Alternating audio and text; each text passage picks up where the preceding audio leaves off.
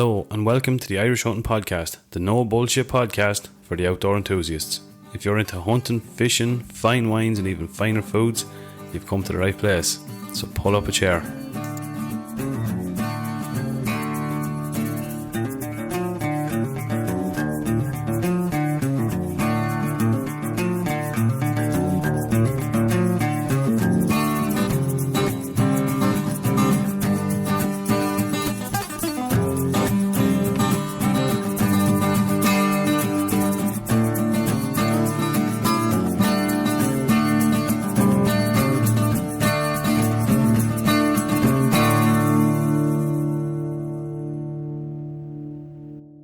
Hello and welcome back to the Irish Hunting Podcast. On this week's episode number 62, we'll be talking over a recent hunting trip we did with a couple of the guys from Hungary.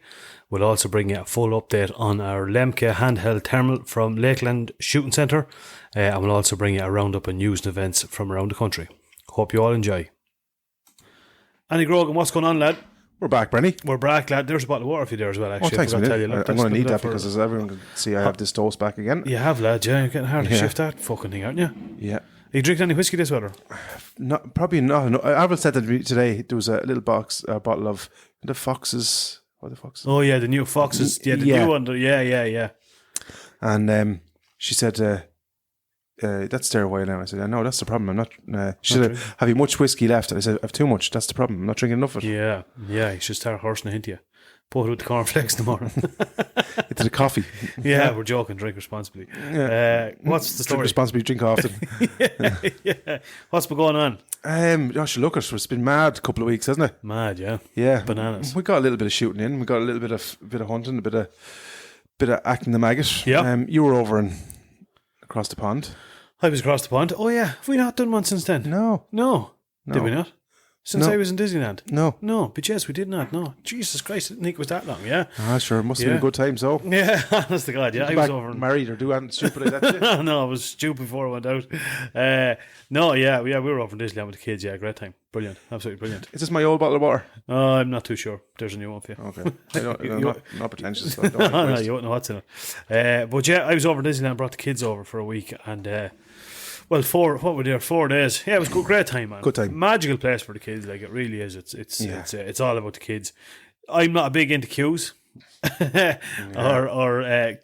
large gatherings of people, so yeah, it was a bit tough that one now, alright, but no, kids absolutely, just to see the kids' reactions to when you get there and you look up and you see the Disney castle and then going on the rides and all, it was some crack. Yeah, that makes it all worthwhile, doesn't it? Yeah, good old crack, man. Like yourself, I don't mind if you're paying for something, yeah, and you go and do it, yeah, but I hate paying and queuing. Yeah, You feel like you're getting double roads, you know? Yeah, absolutely. Do you know what I mean? Well, we weren't like some of the rides we were going on. So the longest we'd be waiting on one would be 45 minutes. Yeah. But like apparently during the summer it'd be 2.5 hours. Like, No way. fuck that. Man. No, man. Not a hope. Like, not a hope. I often drive by cafes and there's people queuing out the door and I say, why? Why? Yeah. We spoke about this, didn't we? Yeah. It's like all these egots that queue up for when there's 3 cents off a litre of petrol. Oh, man. Do you know what I mean? And the drive, as you said, the drive 20 kilometres to get to it, and then to sit there with the car idling, do you know what I mean, for 20 minutes queuing up to get it. Like, No way. No way, not a chance. And only if I was actually passing, I wouldn't especially get up and go to a place. No. Do you know what I'm saying? Yeah, no, I'd be the same. Yeah, not a fear of it. No. Kind of defeats the purpose. Like, Yeah. drive 5 kilometres to save €3 instead of, but you'd probably spend 5 driving there and back. Yeah, exactly. So fucking stupid. But Anyway. no, look at good old crack. We went into Paris one of the days. We got the snails, man. Did you? We did. We ordered What you making them? escargot. They're all right. Like they're not. You wouldn't be like. How would you say? You wouldn't be looking forward to getting them if that. I didn't find it. We got talking to a girl from Australia. She says, "Oh, you love them." They have a kind of a similar consistency to a slightly hard mushroom, but a lot more chewy.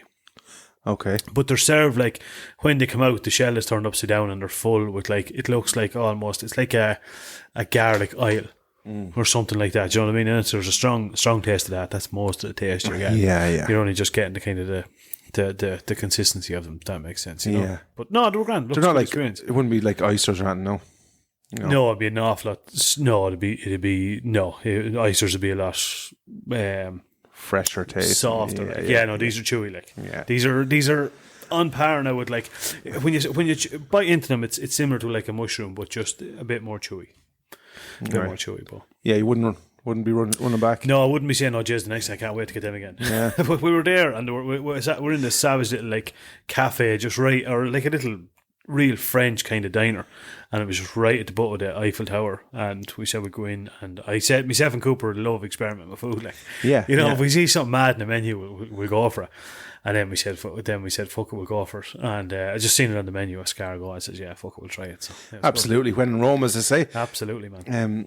I was down in Galway actually and had a lovely. There's a restaurant, O'Grady's on the Pier. Do you No, remember? you were telling me about that. No, Yeah. I was never. No, Beautiful, like fish orientated restaurant.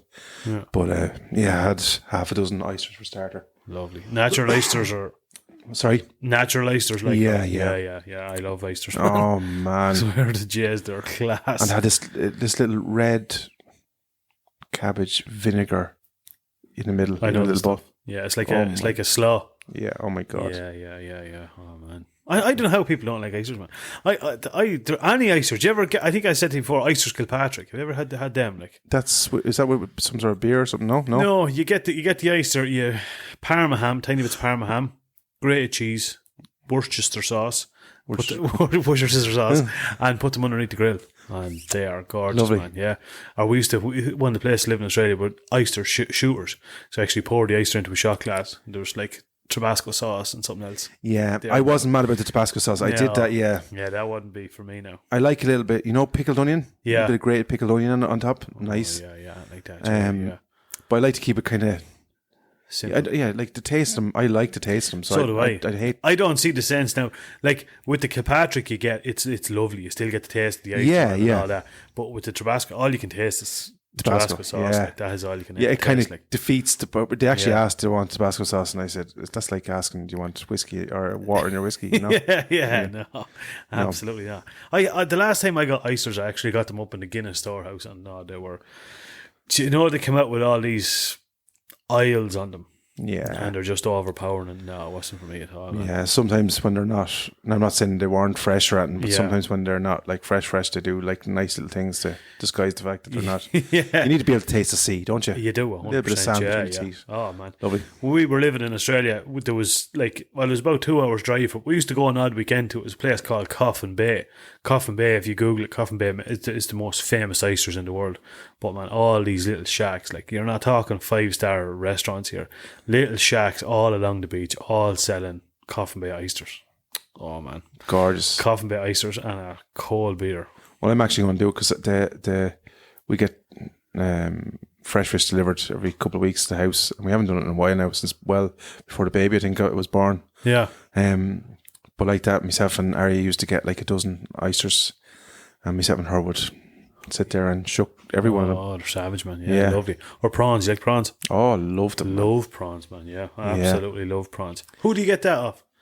Who? A company called Kishfish. Yeah, Kishfish. Yeah. So what's the story there? Just ring them up and they drop you. You have a menu, you order it. And then they send you like just like a what do you call it? Like a price list to send you every 2 or 3 weeks. Okay. So.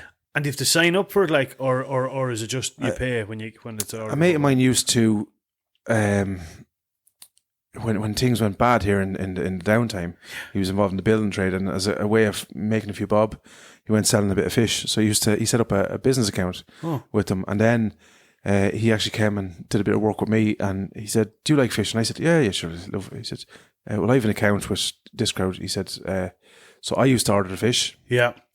And he used to get a bit off me. So all the lads in work used to get a little bit. Lovely. So we'd do a big order. Yeah. Like Avril would get, as she worked in the fish counter for many years, so she's well able to. She used to get like a whole salmon.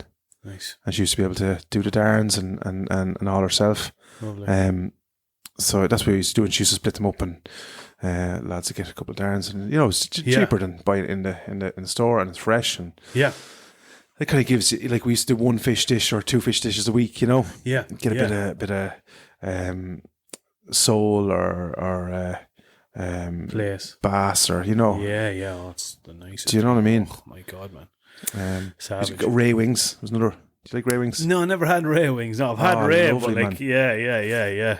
Gorgeous. Just in a bit of butter. Oh man. Yeah. Any fish, man, I swear to Jesus, it's absolutely class. Bit of capers. Yeah, I like capers too, yeah. Yeah.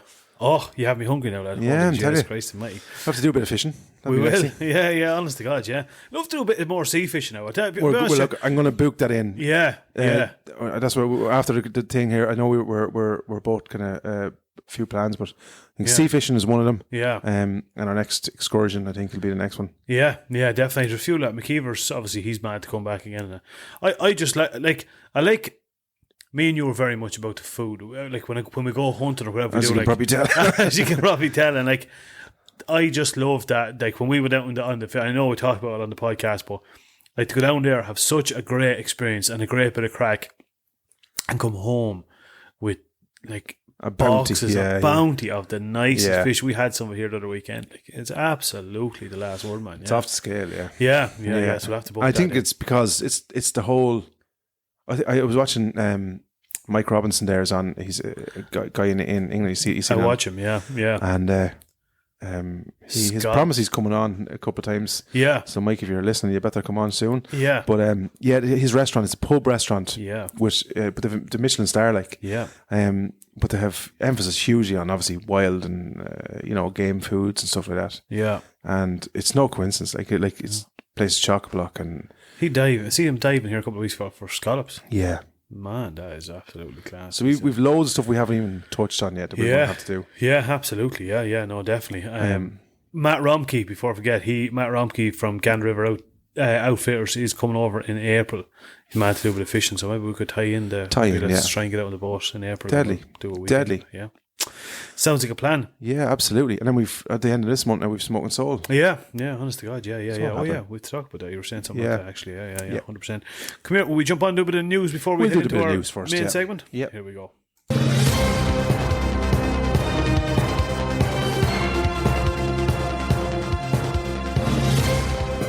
And now for a roundup of what's going on around the country, it's the IHP News. And this section of the Irish Hunting Podcast is sponsored by Wild Hunter Athlone. Calling all Irish hunting enthusiasts, get ready for your hunting and fishing adventure with Wild Hunter Athlone. Immerse yourself in the rich tapestry of Ireland's wilderness as you embrace the spirit of the hunt. From the whispering woods to the rolling hills, Wild Hunter brings you closer to nature. Your next epic hunting experience awaits. Gear up, get out there and let the thrill begin. Visit Wild Hunter Athlone and make your Irish hunting dreams a reality. Hunt wild and hunt free. We're back with a bit of news, man. We've got some stuff here because obviously we were absent last week, but I'm going to kick it off. These are a couple of lads that we've kind of been chatting to lately. We talked about them on the last podcast. Street Wildlife Club charity fundraiser in memory of late Michael Riley. So it's a game tasting night. You're going to have rabbit, wild boar, mallard, duck, grey partridge and wild deer. Who doesn't want to taste all that? It's the Crossroads Inn in Lisrine, Friday 16th of February, which is next Friday, and it's all in aid of the CBRT, the Kevin Bell Foundation. Voluntary donations appreciated, raffle for valuable prizes on the night, and music on the night by Alana Marr. So that's a class thing. Starting to see a couple of these coming on stream, which is brilliant, isn't it? The more of them, the better. Yeah. I know the lads have invited us down there, and if we can, we will. Yeah. We'd love to show our faces, but we'll see how we go. Yeah, lovely. Next up, this is on the Sporting and FITASC News Ireland. So bookings open at 9 a.m. the 29th of January, so bear with us, for the 75th target shooting compact shoot at Hillview CPC on the 9th to 10th of March. You can find all the details there on their page on Facebook, so that's Sporting and FITASC News Ireland. And please note this is a pre-book and pre-pay event. Lovely stuff, man. Lovely stuff. 9 a.m. to 2. Back onto myself. couple of more of these coming on board now as well. So this is Countryside Alliance Ireland. It's the DSC 1 course running on the 12th and 13th of April 2024. The instructor, Jamie Stewart, has 25 years experience in stalking throughout the UK. Location of the course will be Donegal Target Club near Plumbridge, County Tyrone. And this course is independent of the CAI, and all inquiries and bookings should be directed to Jim Donaghy. So jump onto their Facebook page there as well, and I'm sure all the contact details will be there. So that's Countryside Alliance Ireland. Teddy. This is another wild game tasting night, and this is a little bit closer to home. This is, I think, tomorrow night, is it, Brady?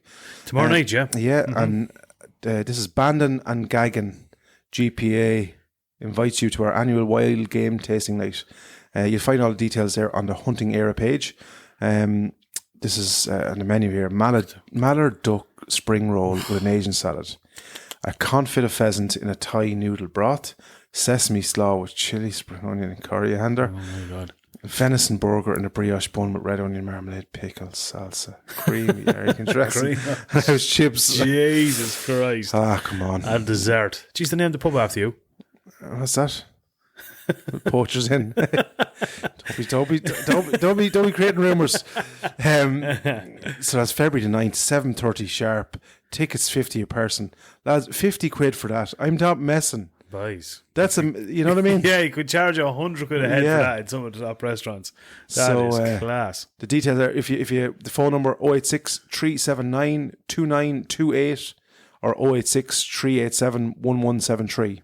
Or contact a committee member. So that's Bandon and Gaggin. Bandon and Gaggin, absolutely class. Well, you have me gagging for a bit of that now. Yeah, 100%. These are just a couple of things that's up there. The IFA are doing firearm proficiency, safe handling and usage course. So they're running a couple of courses. I think I'm right in saying that. Yeah. It's a comprehensive, unique and hands-on course covering 3-in-1 rifle, shotgun and pistol shooting. Type of people doing the course would be first-time licensee, club safety officers, active firearm holders, and those involved in firearm legislation. The details are, it's on Sunday the 25th of February 2024, 10 a.m. to 1 p.m, Harbour House Sports Club, Athy in County Kildare, and it's €80 for members. That's good So stuff. it's a good Good little stuff one if there lads to go, want to get in. Absolutely, yeah. And last is just on Eventbrite. I think this is on the Hunting Era page as well, but this is a Hunters for Conservation Ambitions in 2024 and Beyond. It's a seminar being hosted by the NIRGC and the Irish Habitat Trust. It's a series of 2-hour evening seminars on hunting and conservation related topics. It's on Wednesday the 14th of February, so if you want to get out of Valentine's dinner, that's the place for you. And save some important meeting on the future of Yeah, absolutely. So there, yeah. And look, it'll be interesting. I think that's we need to probably try and get more involved in that end of it because our counterparts are, excuse me, are trying to. It's getting a little bit harder. I know the MPWS now are more rangers on the ground this year, looking for more and more. What would you say? Convictions on wildlife crime, which is it's fine, but I think there's a lot of people going to get wound up in that net that probably shouldn't be there, in my opinion. But there you go. Yeah, absolutely. Yeah. Jump onto that if you want to get out with your Valentine's dinner on the 14th. It might be a Happy days. good excuse. I would have completely forgotten about Valentine's now, only for that. Fair play to you. Yeah, we don't do Valentine's. Do you do Valentine's now? No, I fucking don't. No, it's Valentine's every day in my I was house. going to say the exact same thing, man, to be honest with you. Yeah. It's just a house full of just love. I come in the door and there's hearts coming out my ears. Yeah, exactly, man. No, so that concludes the news, man. Right, we'll do a little bit of club. And happened in your club. No, not Soon really. to be club. No, soon to be club. Not really, man, to be honest, because I have not had time, no more than yourself, to fucking scratch my arse. We still have to try and get the next meeting kind of up and running and going. We will definitely 100% be doing that in the next week to 10 days. We'll get that over the line, get the committee sorted. and kind of get a plan in place. I have kind of said I am just the more than yourself with work and my own sort of little business kind of up and running here now. I'm kind of putting the hat of I'm not going to go for the chairman role. I've decided that because I don't want to half-arse do it. And it's the first year and it's a vital year, and there's a couple of great lads that are going to be members of the club that would be ideal candidates, and of course I'll give them my absolute full support. But yeah, I'd say in the next 10 days we should have the official foreman of Broadford Game and Conservation Club. And are you talking with one of the NARGC? Yeah, we'll be talking to the Kildare, the lads in the Kildare regional federation. So we're in the middle of getting our maps together, constitution done up, send it over to the lads, then they'll run through it, and then it'll be brought up at the next meeting, and then we'll get the green light. So look, at Broadford Game and Conservation Club will be going anyway. So it's if the NARGC want us, it's up to them. Oh well, look at if they don't, we'll have to see now. It might come to a vote. Don't know what way I'll go. There's a few crowds doing insurance. I'll tell you what way the meetings normally go is if nobody else seems to be creating a ruckus, somebody will put their hand up and try and create a ruckus. Right, you know what I mean? So sure, if it's going grand, I might be that person. Sure. I remember being at the meet once, and I'd say they're the very same. Absolute barrage of it's just bananas. I honestly like, because I welcome this is one side. I welcome constructive criticism and all that kind of stuff. But genuinely, I think there's some people in this world, man, who have their sole purpose is if things are going all right, fucking. She can't be doing that. Spanner in the works, man. Yeah. Can't do that. No, it has no relevance to what they're. It's no skin off their nose. No, but I just think, look, that's the world we live in now. And I'm not saying that's for. That's all the members. So if they're listening, I'm not saying it's you, but you know what I mean. There is always. I remember being at one meeting once, just a long time ago, and there was the what do they call it? The head of the room, the top table. We're talking about they were talking about all the buzzards and the damage they were doing to something, and it was kind of a bit of a conversation going around. It was kind of open to that. So it was a bit of a conversation. I would know her. This lunatic down the back just stands up and started giving it loads about some firearm superintendent that wouldn't grant licenses and there were only bastards and everyone was just like, what has that got to do with? He wasn't even listening to what was going on. He just was like, I wasn't arguing, and I wasn't now. Yeah, I was going to start shouting and roaring, and so. I think. Stay with us. We'll be right back. Welcome to Untethered and Wanderwise, where adventure has no age limit. We're your co-host, Heidi Brandist and Nikki Mahundro, and we're here to inspire and celebrate women over 45 who are embracing their independence and want to explore the world on their own terms. My take on it, obviously, say in our own gun club, there's some good, nice things happening and so on, but it's not without resistance, either. There's people will give you resistance for whatever reason. I don't really understand it because. From a business perspective, obviously, if I went out and I asked, some of our lads that, can we do this? I'm open to, why would you do it? Can we not do it this way? Absolutely. If there's an easier, better, more constructive way. But there is people who will give you, no, you can't do that. Well, what way can we do it? Well, I don't know, but you can't do it that way. Do you know what I mean? Yeah, 100%. So we sit here and we do nothing. And we complain about the same thing next year that we did this year. And if somebody and then what happens is then people are reluctant to give their opinion. 100%. Yeah, no, definitely. So reminds me of a quick little story I have for you about years ago, a place where an uncle of mine was working, and you know the place, not too far from you, but there was the workers were on strike, and as we said before, do you ever notice the way it's like the media when they're going to some of these places, they look for the biggest, thickest, ignorant looking buffoon in the whole place and they interview him, Yeah. But all the lads were on strike anyway for whatever was going on anyway, and they were the news or the media was there anyway, and they went to brought over this one chap anyway, and they says to him, "He's striking." "Oh yeah, we're striking." "Yeah, sure. Look at that's the way, sure, we don't really want to know, but sure, what choice at the end of the day, sure, what choice did we have? We had to be out here now, and we're picketing here, and and that's just it now, and we're all here together, and that's we decided this is what we're going to do. And the media said, and what exactly is it that you're picketing over? Like, what are you actually striking over? Well, I don't actually know, see. But he says, I'll tell you one thing, we're not fucking going back till we get. There seems to be a good crowd here. That's the fuck. I don't fucking know, he says, but we're not going back till we get. That is a fucking Irish story. Or if the queue's outside the place, what are you queuing for? I don't know, but there's a queue here, so do you know what I mean? Yeah, there must be something good at the end of it. There must be something, isn't it? Shocking, isn't it?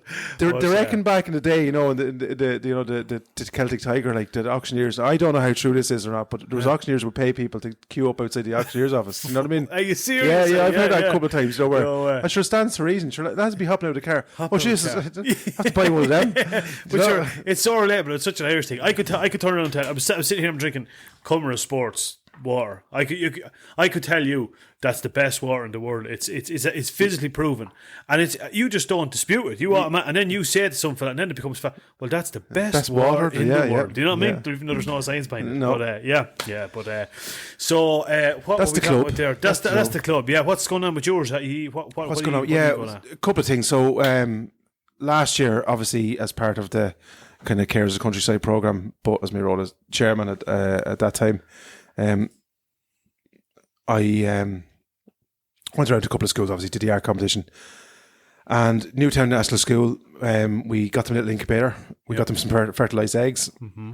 And we got the manual incubator, so they had to turn them manually and so on.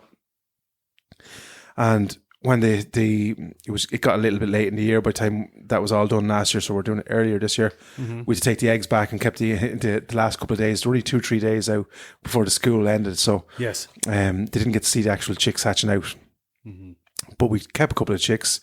We reared them and we kept them back in the pen.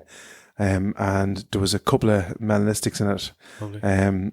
So last Friday, with the help of Noli, I went up and we caught the melanistic and I got him and brought him down to Newtown National School. All the kids came back out into the playground. Yeah, got to meet the pheasant and seen it now from and there's a lovely little spot right at the back of the school. It's kind of a little overgrown brush area, and obviously we've done a lot of vermin control around locally there. Mm-hmm. So we got to release the pheasant out there.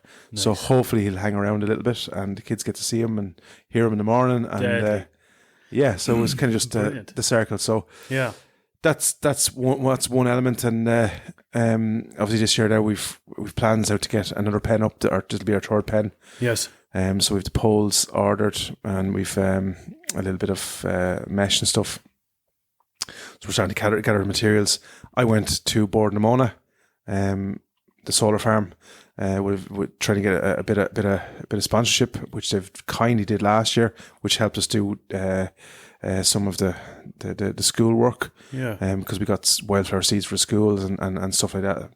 And so this year we want to get another 2 owl boxes up. I think we got 6 or 7 up last year. We want to get another 2 up this year.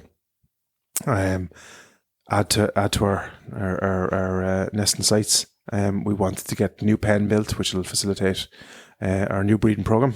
Yeah. We're hoping to go over 250 pheasants this year. Wow. And then I wanted to go to Termahan National School, which is my own national school, where I was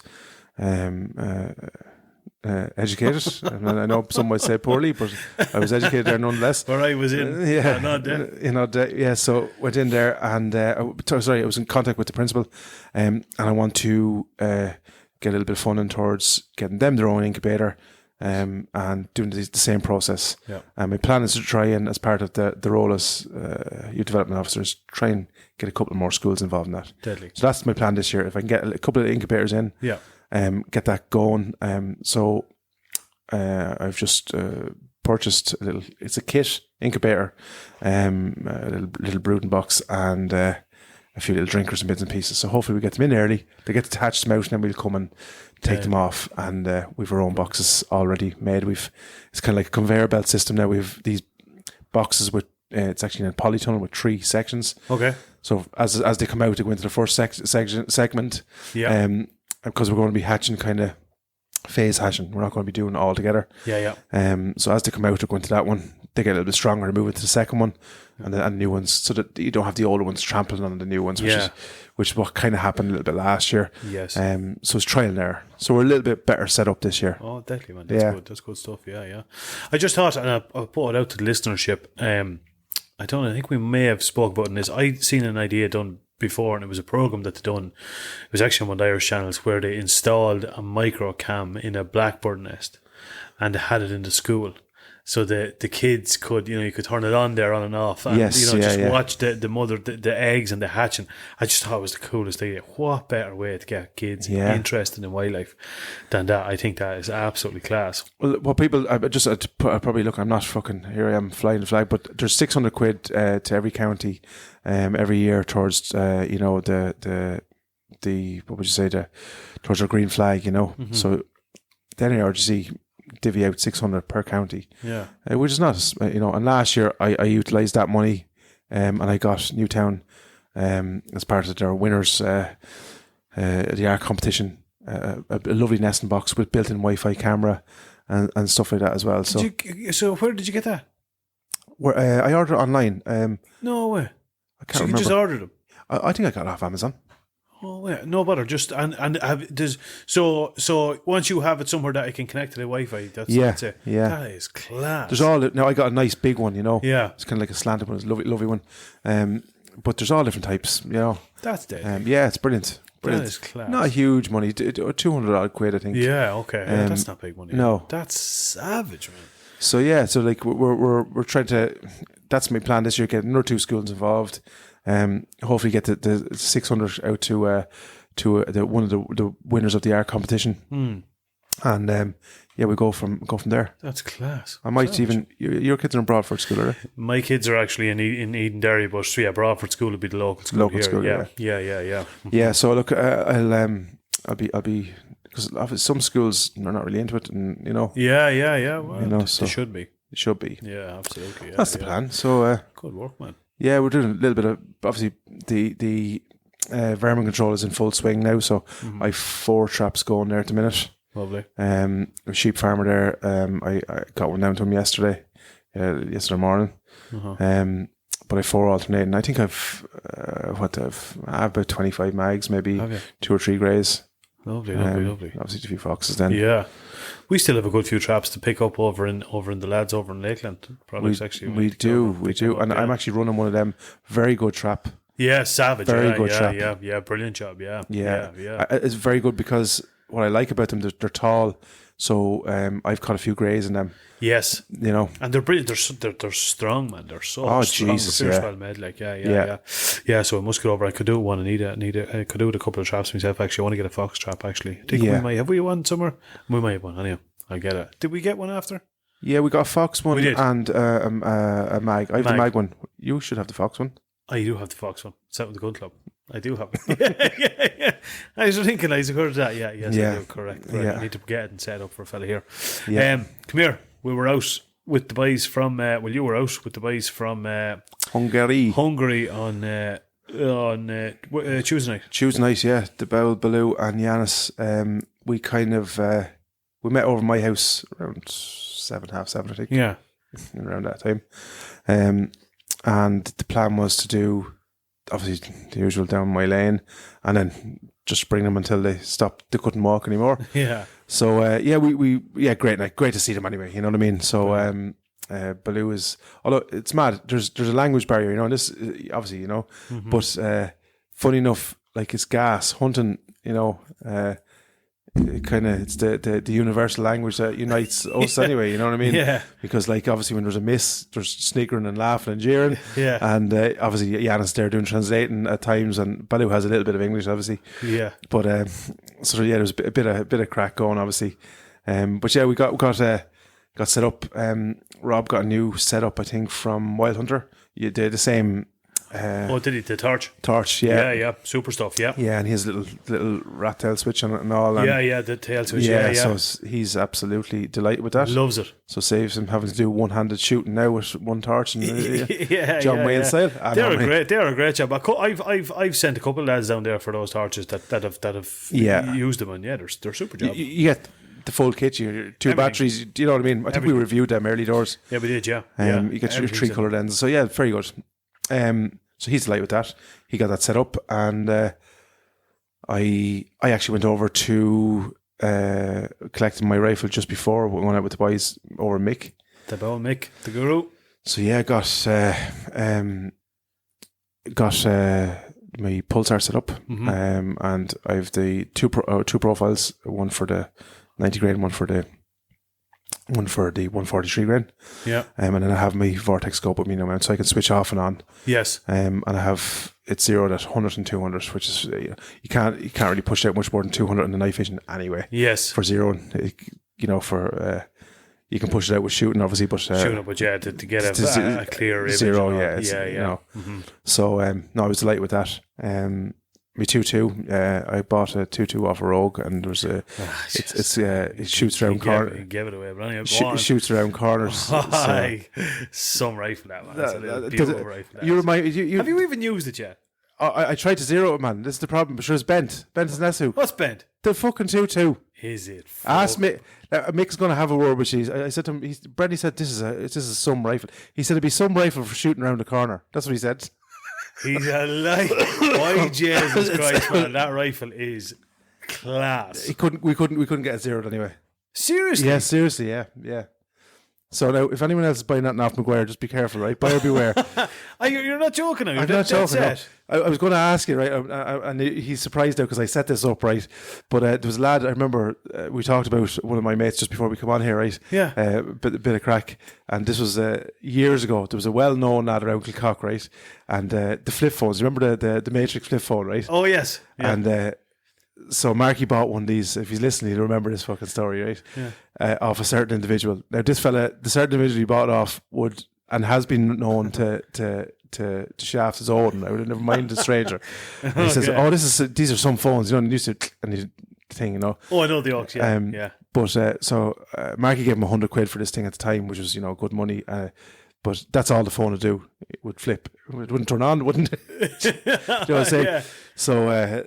Mark go back. This fucking thing I was working when I gave it to you. You know the usual crack. This went on, and he says, "I'll tell you what." He says, "Do you remember the petrol kind of remote controlled cars? You know the the ones." Yeah. And he said, "I'll tell you what. I'll swap you. I have a fucking brand new petrol remote controlled car." And he says, "Oh, there's some crack." He says, "Wait till you see this yoke doing rings." And Mark said, "Right, fuck it," because he knew he wasn't going to get his money back. Yeah. So anyway, your man come up, threw this yoke out to him. I have to go. Off he went. And sure, that's all the thing to do was rings. You know what I mean? One of the wheels was fucking broke, so you go around in circuits. Oh, Jesus. So it reminded me of you when I was saying it was great, right? But anyway, long story short, there's a small, you wouldn't have known. There's a small little kink in the top of the barrel. So we can't get it on the profile of the pulsar. But lad, I shot with that whole hip absolutely perfectly. I shot rabbits. Yeah, I couldn't, as you know, I couldn't get it on I had paper. I couldn't get it on paper. Mick had the same problem. We went into 30 yards. I think he got it on paper. But it was 2.5 inches past the widest profile. Yeah. Now it's very, very slight. When I said it was bending around corners, I was only being. He showed me on the ruler. It's kinked right near the top, out on one side and concave on the other. But yeah, so look, it's grand. I'll tell you something now, and I'm not that good of a shot, right? I'd say one of the last jokes I shot with that, we were living in the last house, there was a rat. And there was at the back of our house was about from say between our house and there was like an old lean-to cattle shed there. Right? Yeah. It was about 50 to 60 yards. And there was a rat, and he used to run across from the shed around the back door where the bird feeders were. Yeah. Debbie went out one morning and absolutely lifted her over. He ran back. So I went up and I sat upstairs in what was Cooper's room at the time. And we were after having the breakfast one Sunday morning, and we'd about 6 inches or about 3 inches of a sausage left over. And I brought it out from the shed about 10 yards and I dropped it in front. This is as true as Debbie will tell you this. I dropped the sausage. on the ground about 10 yards away. So it was at probably 40 to 50 yards. Yeah. And I sat up on it and I waited and waited and waited. And out he came, lad. And I burst him in the head, killed him. Yeah. So Look, I look at it. It's one of them things. Like there's nothing to the long barrel. yeah. You know what I mean? It is a long barrel on that So is one. that it's fucked now? It's fucked. Yeah. Oh, for fuck's sake. Yeah. man. Now you come on, would get it on probably on the normal scope. You know what I'm saying? Yeah. But no, he has a lovely little sharp barrel CZ over there. Yeah. So he's going to have a little peep at that and see what he can do for me on it. Right. But right. yeah, so look, one of them things. Yeah. Now it got me thinking: would I be better off going with 1.7. well, or even 2.2, No. 250, or What? yeah, well, like, You need something for rabbits? I know, but it just Nah. cover both angles. No. An air rifle. Yeah, could do that. One of the air rifles. That'd be the job. They'd probably go fucking give me more hassle trying to get an air rifle than I would fucking normal. If I go Yeah. in and do a substitution on a 2.2, I won't have much of an issue, But anyway, look, I'll probably just go a little 2.2, Little 2.2 again. Yeah. Or go for, would you think going for 1.7 then? Well, see, like, I could do, yeah. Because at least you can chew foxes with it. You'll push the distance a go bit further with rabbits. Rabbits, yeah. That's what I said I to know him. it's really good 1.7. Great joke. That's shocking. And he only asked me on the... See, this one, tell you on the podcast, if I don't know what's fucking happening with this 1.7. Oh, it's fucking great. But I couldn't resist. yeah, I know. Yeah. But no, that's what I said to Mick. I'll come back over. I was rushing the other night. So I said, look, I'll come back over and we'll do a bit of, Yeah. put a few things on the table and we'll see. Yeah. I'll make a decision. I don't do a whole pile of shooting with the... No. Do you know what I'm saying? Summer's nice to have it during the summer. Well, that's the thing, Lovely yeah. to spend It would be in the lovely. house. Yeah. It would be lovely. Yeah. And even Couple then, rabbits. coming on, the kids coming on, training license and all that kind of stuff, you could maybe, so Handy to have, 2.2 is a nice start. I probably would go for the 1.7 now. Would you, yeah? I probably would, because it's essentially the same thing, just with an extra little bit of stuff. Yeah. You're the same as me, man. You have your 6.5 for your deer. Yeah. If you want to do a real nice fox, and if you want to push out this and bring the 6.5, but if you're out after a couple of rabbits and then you see a fox, you can comfortably, walk away. So yeah, the beauty of it now is a profile A, I have literally my 90 grain. Yeah. And profile B, I have my 143 grain. Deadly. So again, if I'm out, say if I'm out for argument's sake, I'm going out of the country or something and I'm doing foxing and deer, Yeah. I can, and I'm after, or I run out of one particular ammo. Yeah. I have it zeroed in both now. Set it over, yeah. So I can shoot. I know fox is 143 grain, and I don't. I won't be doing it too often, but there will be times where you're out one particular ammo and you want to go out and shoot a couple of foxes. Yeah, 100%. So or vice versa. So I have them profiles, and then obviously when I get the substitution done, I'll have a little 2.2 profile in that as well.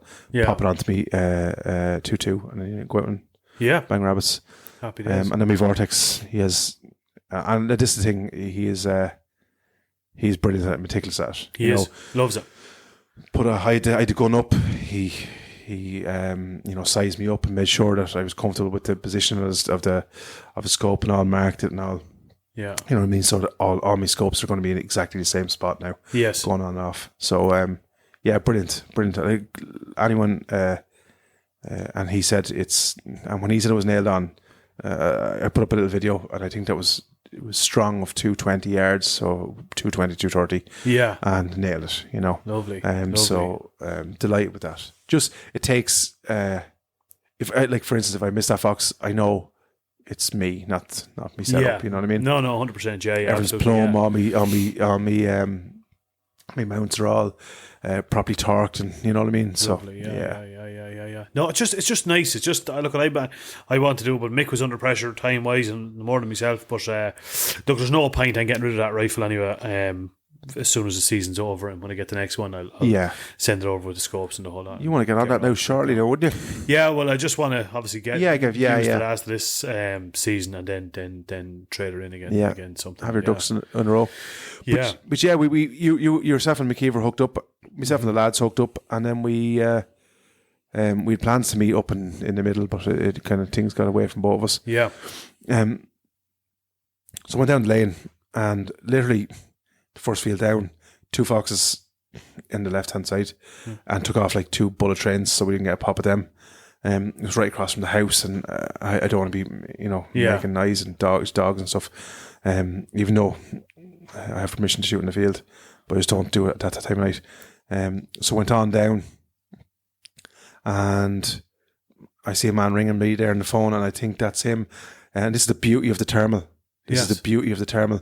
So the first field, the gate and straight in front of you, loads of rabbits and hares, man, around. Loads of rabbits and hares, which is good, great to see. Yeah. But another one on the field across from that, there was one scampering across. So we tried to get up and cut him off the pass, but again, he was gone to ground by the time we got up. And there was another one on the left-hand side, and he was out in the middle of the field, and I was just scanning with the thermal. I had the Liemke. It was like a range of thermals. There was a Liemke, there was a infrared, and there was a pulsar. But I just went to the bottom field, and I just said, "Geez, there's somebody standing." Now this was a good 500-600 meters, man, maybe more. Okay. There was a river between it, and on the bank I could see somebody, and I'm pretty sure it's the man that was just ringing me there, because I think I know he's sheep, and he just take care of the foxes that side of the river. Okay. And I'm almost sure it was him standing there. So I just said to the boys, "Look, there's a man out the other side there. Yeah, he's probably calling in that side, and we're trying to call back this side. Yeah, let's wrap it up here, and we'll tip onto another spot." That match, yeah. So like that, Rob was on the way over to me, and he dipped into one of the fields when I was over in mix. I'm down in one of the lanes, and he messaged me and said there was 8 foxes out. Just 8, and just literally, he was just driving on the road. My God. So we said we'd hit that lane first, and sure as eggs, as you say. Yeah. Went down the first lane. There was 2 dancing around. They weren't coming into, like, just a couple of hand calls. Kind of looked back, but weren't interested. Fucked off. Yeah. So turned down to the left, and here was a fox sitting up, man. And like that, started to come into the call, but stopped. So I started to walk away and keep calling in my hand in the hope that, yes, he'd keep coming. Mm-hmm. Because there was a house in the where he was sitting, and where we were the only place we could perch up to take a shot. We would have been firing just slightly into the range of the house, so we needed him to come out more. There's like a bank, so to make a safe shot. So I said to Blue, we can't shoot there, so I'm going to go this way. Yeah. Rob stayed with him, and so I went on, but wouldn't come any further. Mm-hmm. So we left him, went down to the end, and like that, another 3 down there, I think. And 2 of them darted from left to right. So Rob and Baloo went to the right, myself and Yanis went to the left, and Rob set Baloo up on there's like a little bit of a break and we're shooting into a heavy woodland, and there was a river between 2 with a kind of a bank. Because that's your biggest worry is you're out with kind of with guests and stuff, and yeah, and I like that. You want to ensure. It was a lovely clear night. Yeah. But you want to make sure everyone's safe and ground, and in fairness, the lads don't want to be taking shots. That's okay here, and we know the lighter land. So yeah. Fox came in. Rob just gave him a little hand squeak, and he just perched up, perfect. Torch on, bang, about 85 yards, 90 yards. Lovely fox. Yeah. Carried on down again. There's one way down in the corner, no interest. Come back up the lane, hopped out on the left-hand field again. There was 2 dancing around, but they were making their way over to the second lane. So I said, look, we'll chip over here, cut them off the pass. Went down, and like that, I think Yanis had a shot at one of them, and it was a shot in the miss, I think. Oh. Wouldn't be like Yanis now. Wouldn't be like him now, huh? Fucking hell, what the? But kept going down that lane, and seen another one scampering into the wood. Uh-huh. So I came around, and we the 2 boys hopped up on the back of the Jeep. Yeah. And we're just doing a little scan, and I was just moseying along, and next thing, tap on the roof. Yeah. And there was a kind of like a stumpy field, we call it. Yeah. The feld field is the nickname, and it's old fucking stumps and now rough, ragged, horrible ground now. Yeah. But like that, I went up in the terminal so I could see the head of this fox up. Next thing, bang, Rob put one in him. And with that, man, I think I was telling you beforehand, what I think was 2 or 3 other foxes just leapt, because you could see them in the field of view. And with that, Rob let off another shot. I heard a thud. You could see him in the terminal, slowing, and bang, hit him another one. And it was game over. So that was 2 in that. And we were getting late now into the night. Now we're approaching 1 o'clock now. Or Yeah. So I said, right, that's the 2 lane zone. We'll go back up, and the 2 boys were wrecked. Yeah. Baloo was, I think, Yanis had done. I think did he say 6,500 kilometers in the last couple of days? Jesus Christ. Sure, he's been up and down to Cork, up and down to Wicklow shooting. Jesus. Baloo hasn't seen the missus, I think, and that day he brought her to Galway just to I think keep the peace. Yeah. So he travelled the whole way to Galway, seen Galway, travelled back and came out fox hunting with us. Oh, The crack was, Yanis says his wife, Baloo's wife, got him the trip for a present. Oh, nice. Yeah. I said she won't make that mistake ever again. Yeah. So and of course we're coming by the house, and I said, do you want to just check the bottom of that lane? And with that, there was nothing happening. So dropped the 2 boys off, said our goodbyes, and hopefully we'll meet with Baloo again over in the Bold Hungary. Yeah. And sure, then the other fella was looking at me. He was off work. Should we do one more field? And I said, yeah, sure. Look, we'll go down, turn right out my gate and down the other lane. And we drove down a little bit. There was a fox running in the main field, running like the Shergar. Yeah. So I went down and we perched up. A little bit of calling. There was one out in the left, one out to the right. But again, neither of them were mad interested coming in. One of them started to run, the one on the right started to run in a bit and just sat up, the 2 ears up. But it was 350 yards, 400 yards maybe. Okay. But was not coming in next or near us. Right. And the one to the left was kind of just moseying around. You'll see it in the video. So this was getting like 2 o'clock, man, or after. And I was cold now, Yes. Because when the boys are kind of active, when they're, you're hunting and stuff. But a lot of the time I was trying to get a bit of footage and that, and trying to make sure everyone was getting a shot and all that kind of stuff. Yeah. So you're not kind of, you know what I mean? You're not involved in it. And I have a touch of a dose. I was like, fucking getting cold. So I just kind of got pissed off, walked into the gate. Rob was waiting for the one on the left. I said, I'm just going to go in here and have a little peep at this. I had him in the terminal, put on a night vision, couldn't see him for a little minute, Yeah. fucking put back on the terminal. He's fucking definitely there. Yeah. So I let out a bit of a squeak and I could see the eyes. You'll see him in the video. He's nervous enough about putting up the eyes, dancing back down again. Yeah. So just up on the tripod and waited. And this is how, the beauty of, in fairness to Mick, it was about 220 yards to ditch. The drain was about, 5-10 yards maybe. And he was the far side of that, a couple of yards into the field. So yeah, waited, landed on it, bang, squeezed the trigger. Knew by the thud. And then you always have to check, obviously. So Rob said, I'm just going to go up here to the left. And he was on hopeful that the other one was going to come out. I walked across, picked it up in the terminal. The fox had just expired just as I got over. So Yeah. and that concluded the night. Nice. But you like this as well when you get home from hunting. Yeah. It takes you about 2 hours, man, to like the adrenaline. And Yeah, stuff. yeah. You'd be laying in the bed, flicking through the phone. And Yeah. all that. Yeah, definitely. Yeah, Because definitely. you're wired then, Yeah. especially after shooting something. If I hadn't shot on, I probably would have fell asleep. Grand, Yeah, but you're after getting yourself, the the heart rate starts to go up when you see before you pull the trigger, all that kind of stuff, and then you're reliving the whole thing in your head. Like. Yeah, absolutely. Yeah, so yeah. had to get home, then download the footage, and I sent it to you, I sent it to Rob, and you know yourself. So that was nice. Yeah, it was good. Good night now. Good night. Good crack. Good you got out with Big Mac. Yeah, so Big Mac's license came through, and I just delighted for him. I'm just a massive, and I probably don't do it. A massive, big up to Kildare, to the firearms department in Kildare.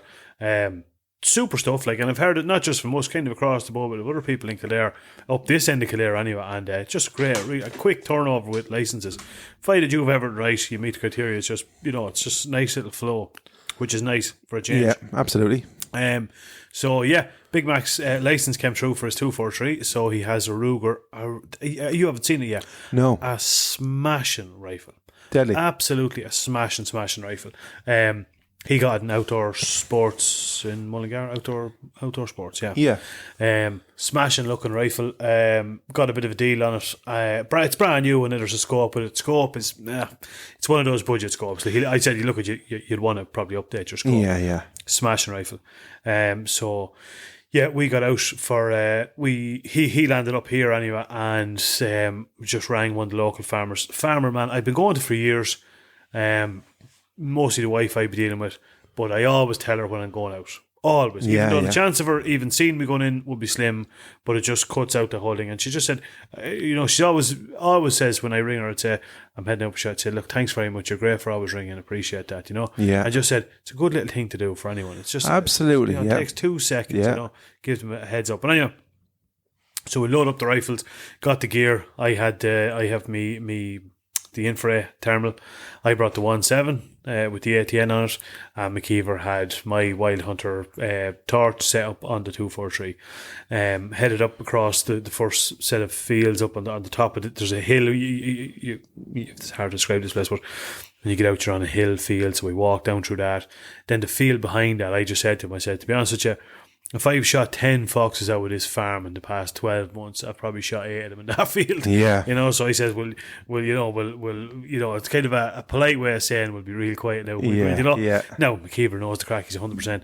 So, headed in, and he was nothing in that field. We started making our way down towards, there's a big, long kind of an avenue, stretches the whole length of this farm.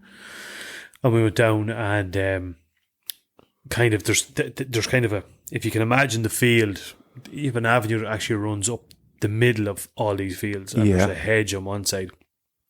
So we were going up, and then on the fields on the right hand side, I could see in the thermal, I could see a fox, but he was actually out in the other land, and there was like an old, so like the old land commission fences with the concrete posts and the tree. Yeah.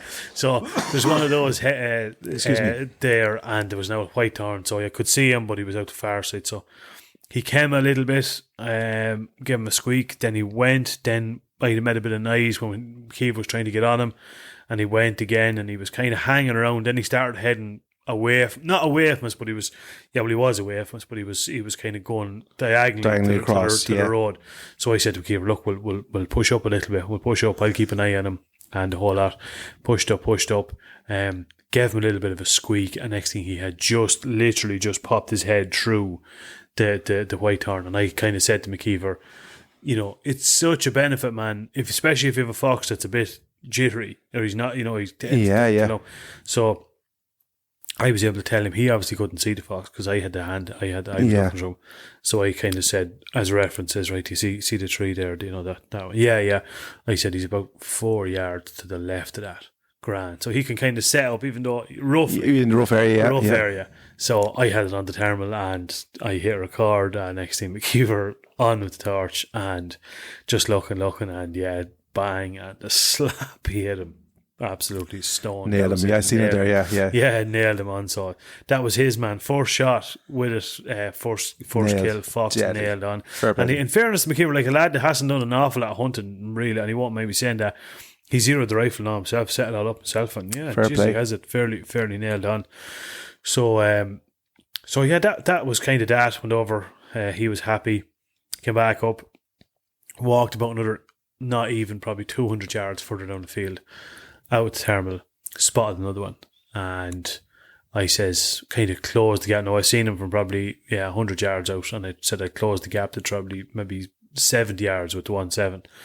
Closed the gap, got him up. McKeever will tell you this, because I've had such bad luck with the 1.7 lately. I panicked. Not even panicked. I just took the shot. Yeah, too quick. So I had him on with the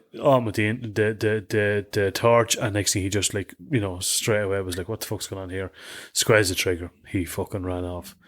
So I was getting fairly taken out at this stage. Yeah. So we're walking across the field, and the bottom end of the field, there's gas actually. There's a drain. There's always duck on, you know. And I could hear them even. They were even on it, like, you know. I says, fucking hell, there's duck there.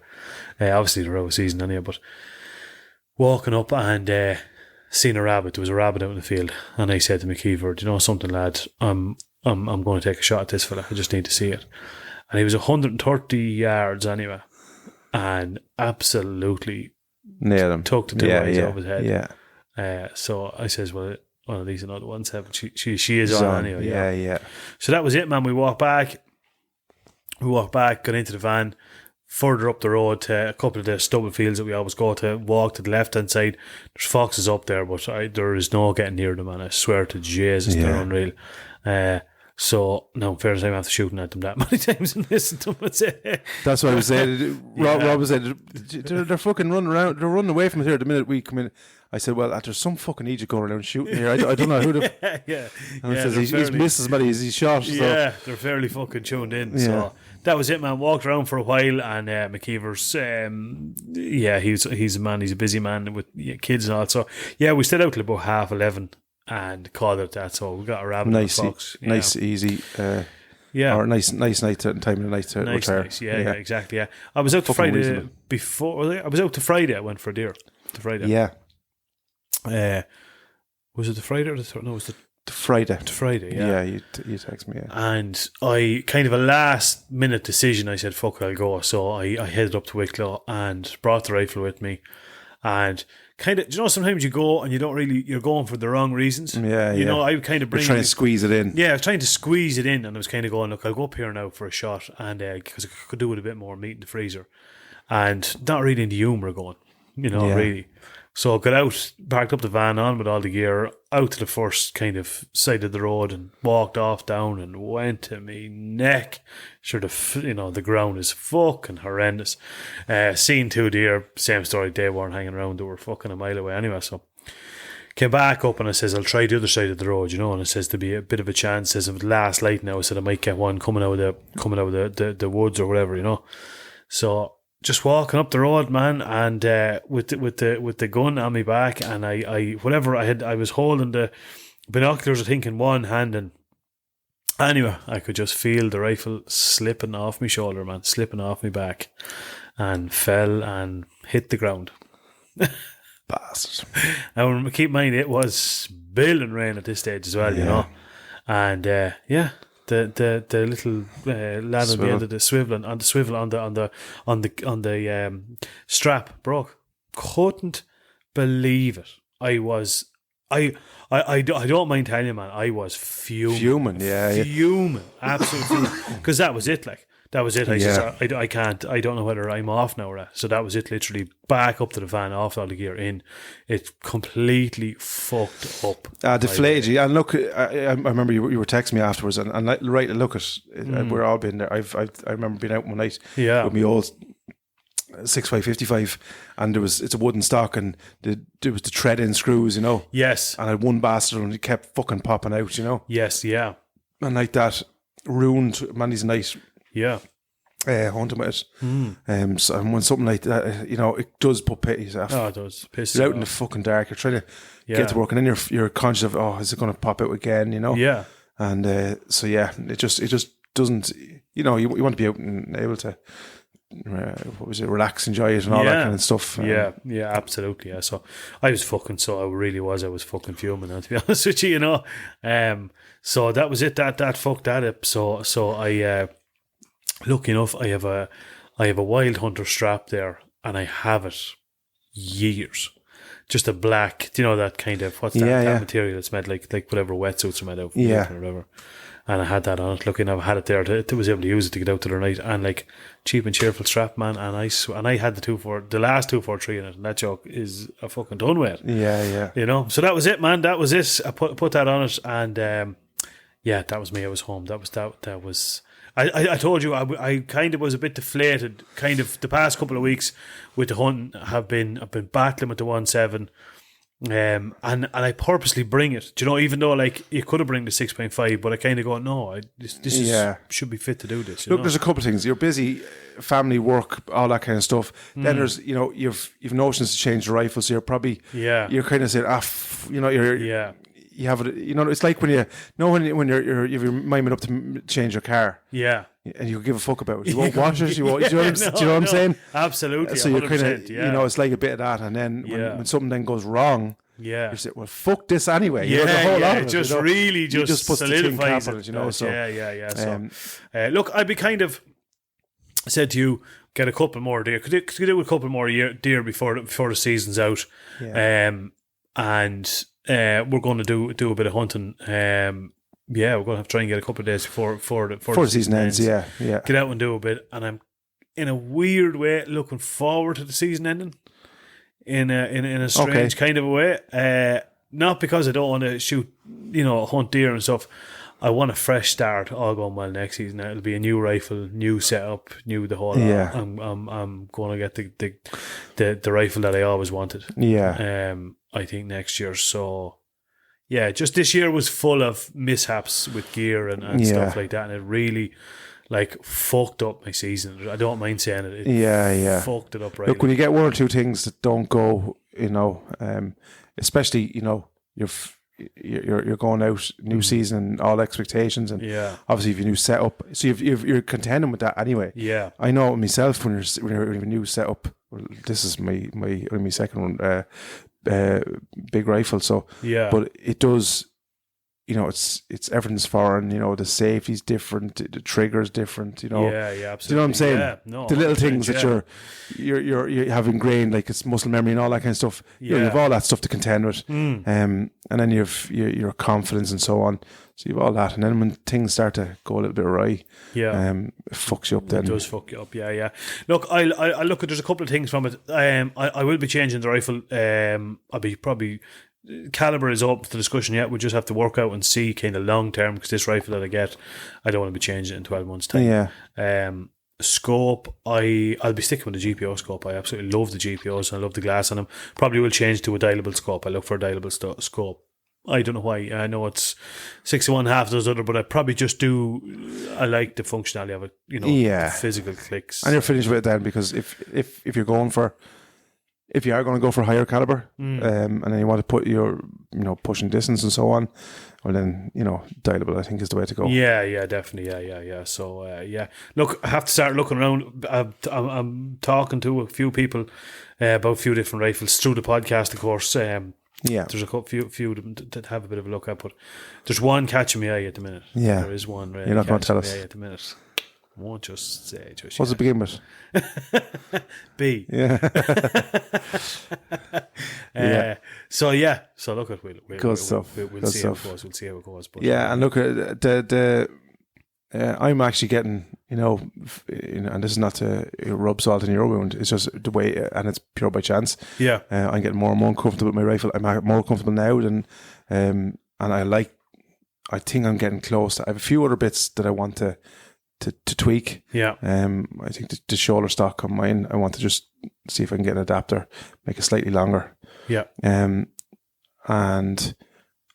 I might look at maybe the suppressor. I don't know. But other than that, I'm getting close to what I want. The inner mount system, if it works, if it holds, I'm looking forward to that. That takes. It's beautiful. Yeah, I haven't seen it actually yet, but I know the inner mount. That's what we all want. We all want that system. We all want the system you have in a rifle.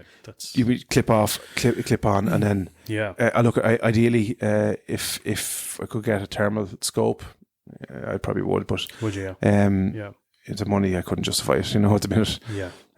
But I'm loving the night vision as well. I have the I'm you're the same with the idea. You can nearly do it, work in your sleep. Yeah.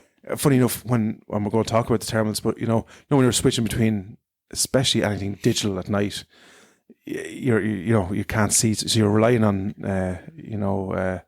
like mechanic fingers. Yeah, exactly. Yeah. Giannis wanted to have a look through my scope the other night, and I was able to, do it without looking. Press this button and zoom in. You know what I mean? Yeah, absolutely. And he was, it's fucking deadly. You know what I mean? Yeah, definitely. So I was watch this there, and I was zooming it back and zooming in, and you do picture in picture, and all that kind of thing. You're doing it kind of because I've been out that many times with it now. Mm-hmm. So I'm comfortable with that setup. I'm comfortable with me. There's very little else I'm going to change, if I'm being honest. Yeah, definitely. Very little now. I'm happy with. I just need to get a bit more shooting, and I want to get on. And this is being kind of fucking greedy now. But I'd like to. My freezer's full, so I'm not necessarily after a huge amount of meat. I think one more nearly do me for the season. Yeah. But yeah, I'd probably take my time and maybe take a deer, just push out a little bit of distance. Yeah. And trick around with me dialing a little bit, because I haven't done a whole pile of that. I've been lucky enough that a lot of the stuff that's come out with me has been within my the range that I'm at. So yeah. Other than that, have you looked at suppressors? Have you any? Did you? No, like Rob is big. I've had a house can on the other one. Yeah. Rob swears by them. And look, you go onto forums, man, and some people will say, they're, but I think everyone depends on the amount of shooting, the amount of cleaning, the amount of, all that kind of stuff. Absolutely, yeah. I like the RCT one, I have to say. I definitely, just the functionality of it's lightweight, does the job. It really does suppress it. It suppresses with the brake, suppresses some of the recoil on it. I didn't know a whole lot about them, and then I've kind of been looking at stuff, and some of the big names, they're all seem to be using them as well, and they're priced fairly right, like they are. Their price pretty good too, like. But, look, I'm not in a huge rush for it. Yeah, you know what I mean. Yeah. My one is grand. It's a muzzle forward suppressor. I might look at maybe a muzzle back, maybe. Yeah. But funny enough, I used to curse the muzzle back ones because, starting them on the tread in the night, when you're getting it out of your body, because fucking sometimes it takes you. Yeah. But other than that, like I'm not, as I said to you, there's very little recoil off mine anyway. 6.5 is great for that. They're smooth as beans. But, I'm getting there. I think the ammo is particularly happy with on the Fox and with the varmint. Yeah. The 90 grain varmint, fucking super job. Yeah. Because even like, anything between 100 and 150 yards, it's lights out, and like the other night, even with the pushing a little bit of distance, still plenty of punch in them, plenty of velocity. Yeah. So yeah, and as I said to you before, I think that 90 grain round is traveling faster than the 270. So like, I know it's not all about speed, but it just shows you there's a little bit of punch in them. Does the job. Yeah. So yeah, look, and I might fuck around, because this is the problem with ammunition. You settle in on these two now, and then you can't get it. You can't fucking get it. Yeah, absolutely. Yeah. I've tried. No, I haven't. I don't. This season, I kind of picked one at the start. It was grouping the best, and I don't fuck around. I don't change them. I don't. Time to anyway. If it's working, fucking white, But the nozzles just work grand for me, man. They just works sound. I think most places stock them, which, as you say, you have to take that into account. It's no point having one particular yoke and having to drive fucking 2 hours to get it. There's nothing as bad as you're getting down to your last couple of shells and you're saying, no, I can't get that. I won't have it. It's my worst nightmare, actually. It's the fucking thing where I remember a couple of nights I only had a pouch and I have 10 rounds, and you might miss 1 or 2 foxes, and then you might hit a couple. Then you're saying, I've only 4 or 5 rounds. What happens here if I get lucky? You know what I mean? Yeah. But you feel like you're going out naked or something. I know. And in fairness, I'm the exact same as you. And then in hindsight, like exactly as you said there, you'll never shoot 10 rounds. Never shoot. You'd have 3 in the mag, and then you'd have maybe 5 in the yoke. And you're going, when's the last time I went out and put 8 rounds through this in a night? Something like. But there will be one of these nights, man. Yeah, there will be one of these nights. Yeah. You'll hit when the foxes fight back. Yeah. So exactly, other than that, no, happy out. Happy out. Get the last bit set up now, and I can't wait to. We haven't been out fucking shooting together in Well, it's been a couple of weeks. We hit our last spot there a while ago, but Yeah, I think it is. we'll do a night in the Foxes, man. I know, But absolutely. sure, you're like, you're trying to pull you out of this place. You're like fucking broad for Born and Baird. You know? If fuckers just stop asking me to fix stuff for them, I'd be grand. Now, you have to keep that separate. Hunting and business is separate. I told you.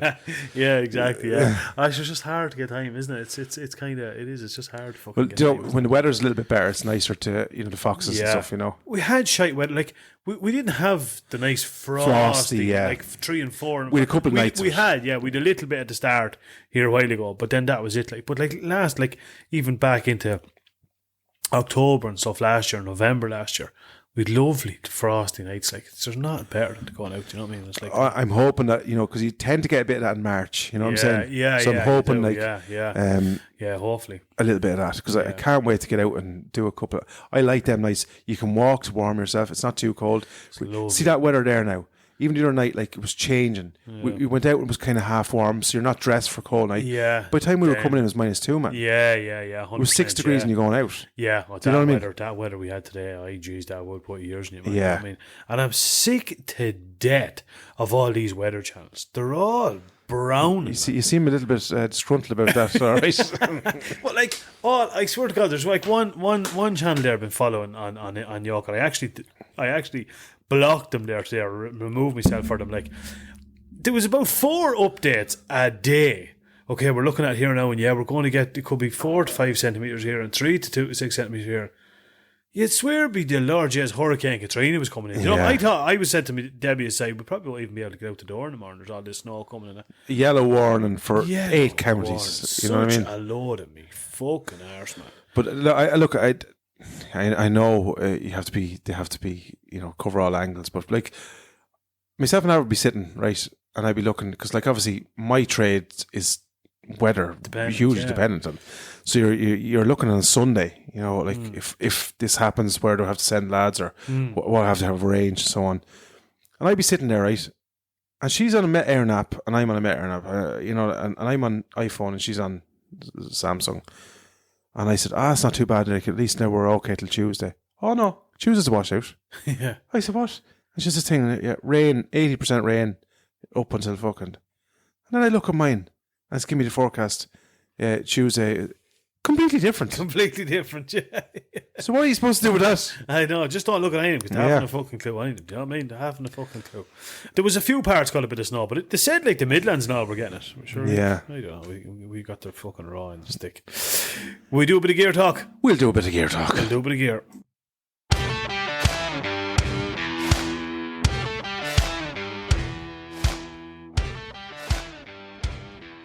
And now it's time for a little thing we like to call Let's Talk Gear.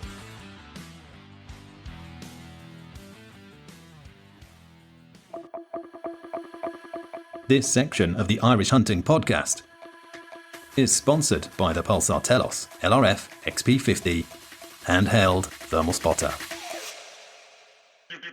It's more sensitive, incredible at detection in all weather, because the Telos LRF XP50 has a huge sub 18 millikelvin NETD thermal sensor. For a thermal that's always got you covered, look no further than the Telos LRF XP50 handheld thermal spotter from Pulsar. We're back, lad, with the much anticipated Let's Talk Gear segment. Yeah, and huge thanks to the guys in Lakeland sending this down. It's the Liemke. It's the Keiler -1. Mm-hmm. So this is, I think there's 2 options in this range. 3. Is there 3? I do believe there's 3. I'm pretty sure there's 3, yeah. It's the LRF model, I presume. Yes, yeah. And there's 50 mil lens, and this is the 35 one, this one. Yeah. So the beauty of this, obviously, is you have a nice field of view. Mm-hmm. That's the first big thing that you notice. And the I suppose the usability, lovely, fits in your hand, really, really snug. Yeah. And there's a lovely little. It's pure German engineering, isn't it? Like there's a little indent here for your thumb to wrap around underneath. Yeah, exactly. Do you know what I'm saying? Yeah. It's left and right-handed. The thing that I kind of like about it, being out with it a little bit, is the switches. toggle switch at the back. There's an on-off switch and a standby mode. So save battery and standby, and then you flick it over to on. It comes on instantly. Yeah. And it's like you can hear that in the. I call it like it's militaristic. That's exactly. You know what I mean? Yeah, it's very mechanical, but I like that. Yeah, you know what I mean. I do like that. Yeah, there's very little you could say go wrong with it. They're all waterproof switches on top, I think. Yeah. IP67 or something like that.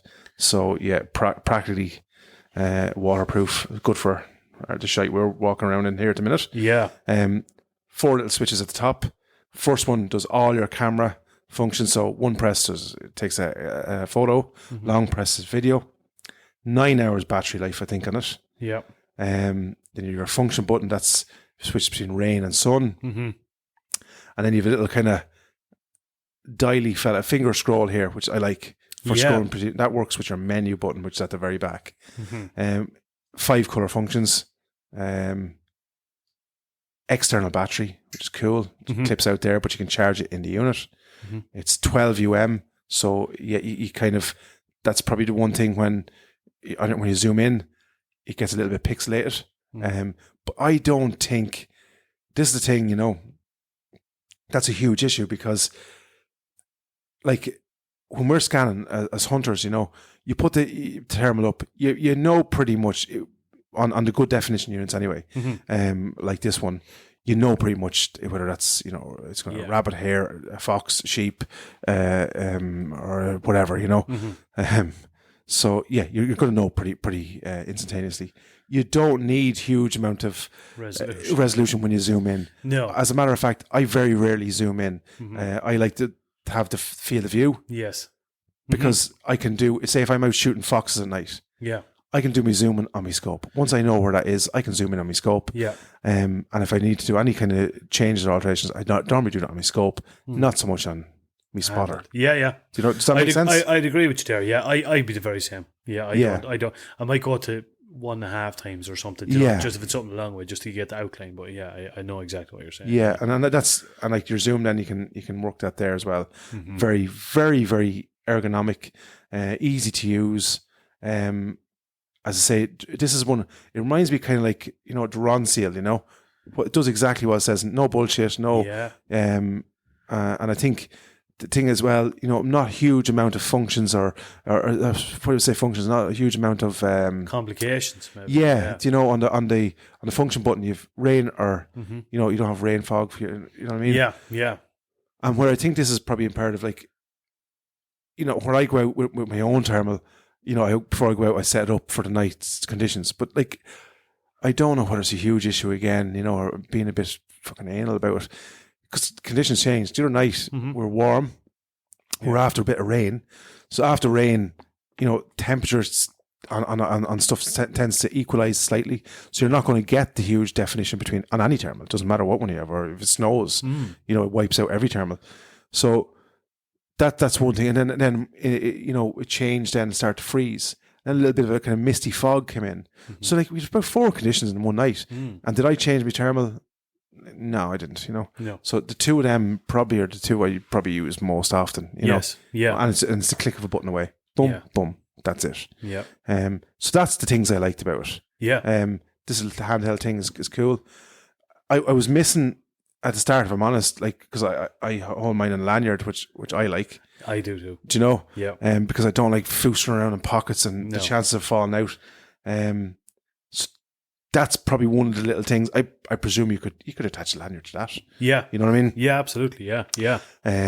But yeah, I'd like the lanyard.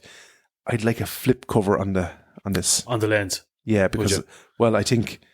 Don't want to get scratched. Yeah, and it would definitely get scratched with me, because I tend to I bring the young lad football training, and past a half an hour I drive down the road running around where close on a lot of my shooting, and just I sit up there and spot, you know, see what's moving, and do you know what I mean? And then I sit in a cup holder in the Jeep, and I might drive down again and you know what I mean? No, definitely. So if the lens covers on, it just protects all that. Yeah, that's just small things like that. Yes. The photo button up here at the top, and I don't know what it's, my fingers, right? See, it's a little smaller, right? Yeah.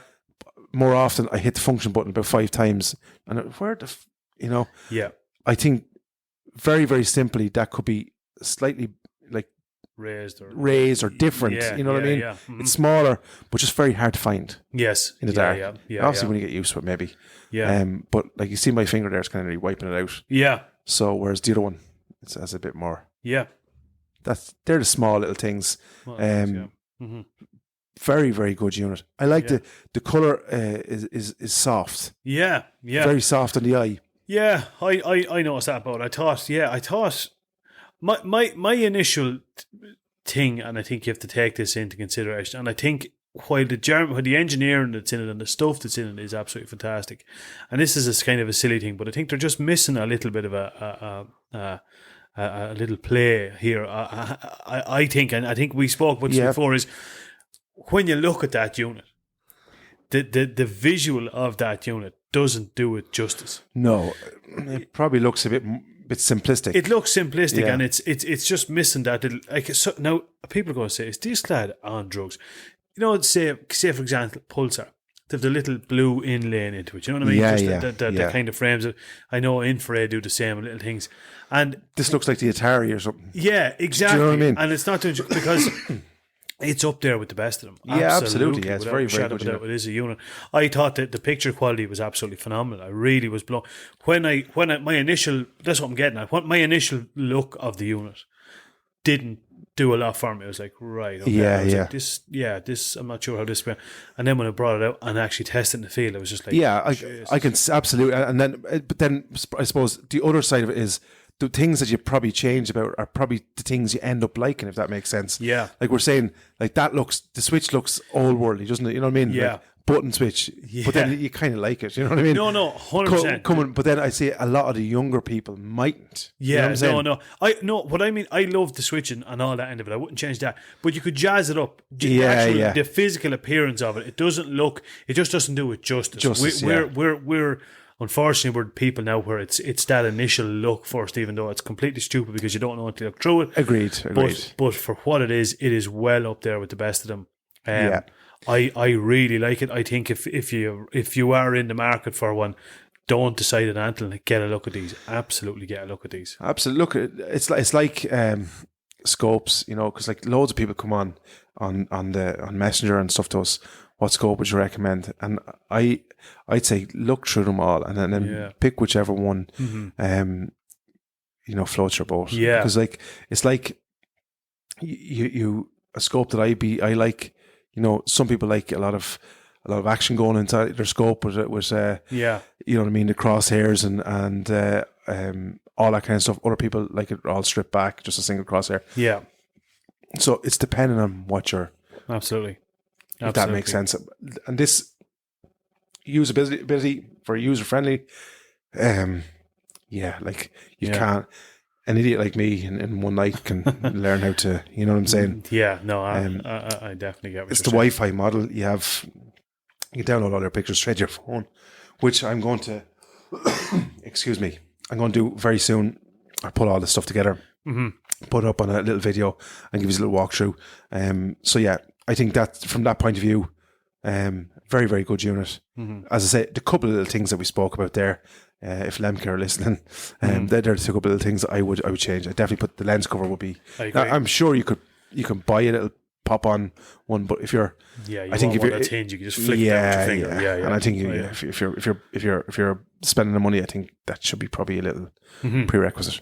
But yeah, there is a little tread option in there. Yes. So maybe that is an option, as an add-on. Yeah. Other than that, very, very impressed. Yeah. Cool little unit. What are you giving it, marks? The few little things, probably an 8.5, Brenny. Yeah. I'd be thinking I was going 8.5 to 9 because the only thing I would take a pint off, as you said, is for the cover. That's just a little simple little thing on it. If you were to say what you love about it, I love the external battery, I love the picture quality, I love the functionality of it, I love the lightweightness of it. You know, it's that German engineering. It's part of a Blazer company, which holds a fair weight in itself. So yeah, I'd be probably pushing it towards a 9. As I say, the external battery, the little switch at the front, and look, maybe not many people have that because I've big enough digits there. So maybe a lot of people won't have that.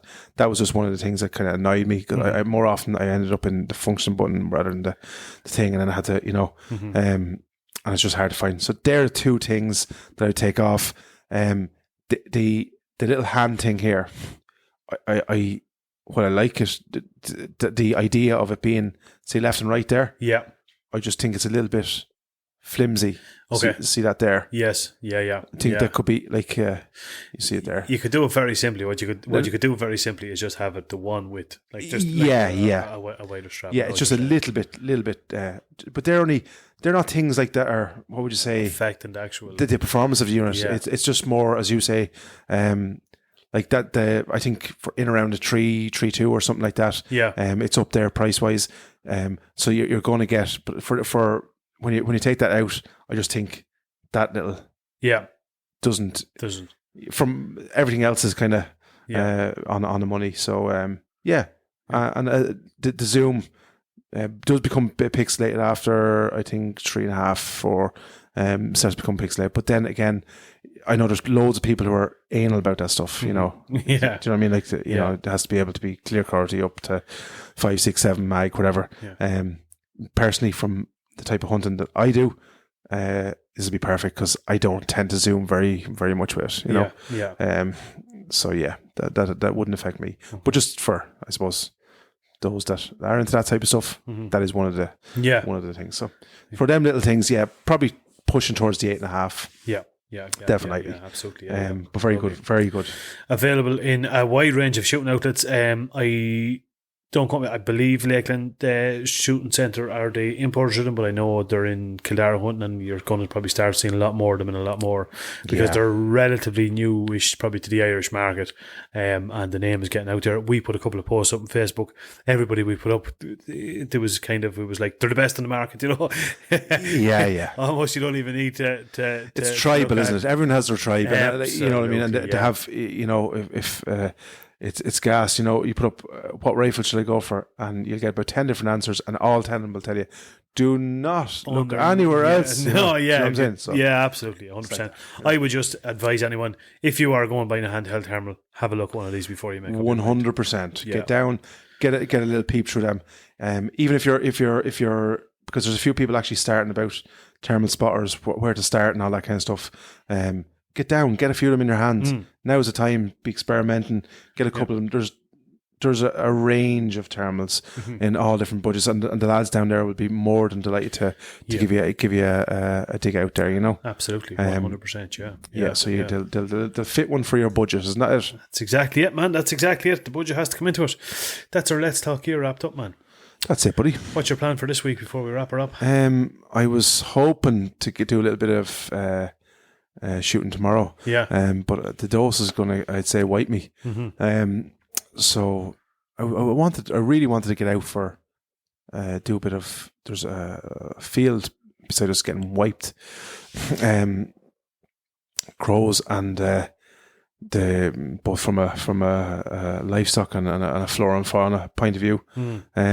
So I want to try and help out the farmer there. There's greys. I think I counted 14 or 18 greys in one little field. His lambing is in full swing. And they're just fucking circling. So I want to try and get it down, give him a bit of a dig out with that. I drew a Larson trap down to him today or yesterday, as I said. I'd love to do a little bit of shotgun shooting, I think. And then when I'm a little bit, I wouldn't be in condition now to pull a deer at the minute. Because I'm even walking to Jeep, I'm losing my breath there. So but yourself? Might get out after a deer tomorrow. Maybe. If I do, I'm not 100% sure. See what the crack is. McKeever was on to me. An uncle of his has geez, my mind's gone blank. With half its fucking face missing, where a couple of foxes or a fox got at it the other day. So I might try and tip down with McKeever maybe even later on this evening, see if we can get a pop at that, and that'll be probably the holy all of it, man, to be honest with you.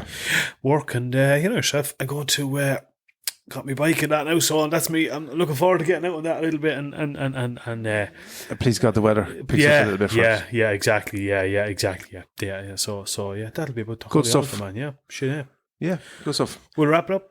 Yeah, a few little things I suppose, but want to tell people what's going to be going to happen going forward. Obviously, we're going to try and get a podcast in every 2 weeks, I think. But what we're trying to do is we're trying to get a little bit of a setup, changing our setup that we're mic'd up when we're going out. Yeah. So we're trying to change the format a little bit that would give a little bit more insight and excitement into the hunting. So that'll be happening hopefully over the next couple of weeks. Absolutely. So yeah, stay tuned for that. We're not going anywhere. Yeah. For Valentine's Day, we've a full range of IHP gear in there. Beautiful IHP gear. So yeah. if there's any... Actually, sorry, we sold a shitload of it last year. Actually, not at Valentine's, didn't we? Monsters. Yeah. So Yeah. if you want, that's full range there on the socials, and thanks to everyone who supported us. Yeah, so we far. do really appreciate it. It's a massive shout out to you. Anybody else who wants to support, obviously there's links in all our bios there for all that for kind our, of stuff. Yeah, our Patreon if you just want to buy us a coffee. And thanks as ever for listening. deadly stuff. Have a good weekend. Stay safe and stay hunting. Take it easy.